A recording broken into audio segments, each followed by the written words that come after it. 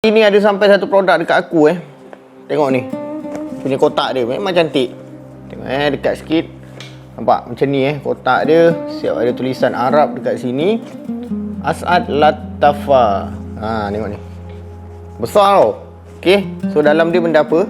Kita tengok sebenarnya aku pun agak macam terkejut juga. Tengok besar, aku ingat kecil bendanya.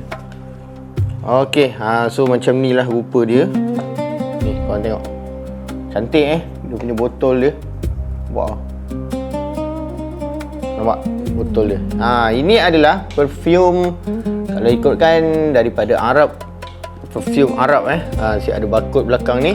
Okey, so perfume ni dia punya packaging dia memang cantik. Kotak dia besar macam ni. Dan aku nak try bau dia. Bau dia macam menarik juga. So aku nak try dulu.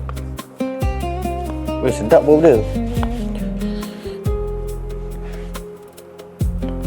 Sedap ni bau dia. So aku boleh pakai kerja ni.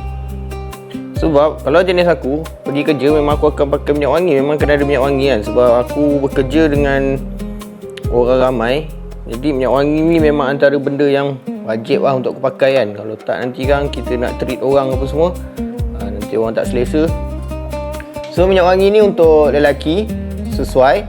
Jadi kalau korang nak dapatkan, dia punya botol memang macam ni, cantik lah. So kalau korang nak dapatkan, korang boleh tengok dekat bawah. Untuk bau dia, aku boleh cakap bau dia ni dia jenis bau yang bukan macam tajam tau. Bau tajam tu maksud dia macam bau dia yang macam menyengat dia tak adalah bau macam tu. Mungkin korang fikir macam minyak wangi Arab ni bau dia macam bau minyak atar apa semua kan. Bau minyak atar yang selalu kadang orang calik-calik tu. Tak Yang ni dia bau dia lebih ke macam modern sikit lah. So bau dia lembut. So nanti aku try lah pakai kerja. Okay, so kalau korang nak dapatkan, korang tengok je dekat bawah sekarang.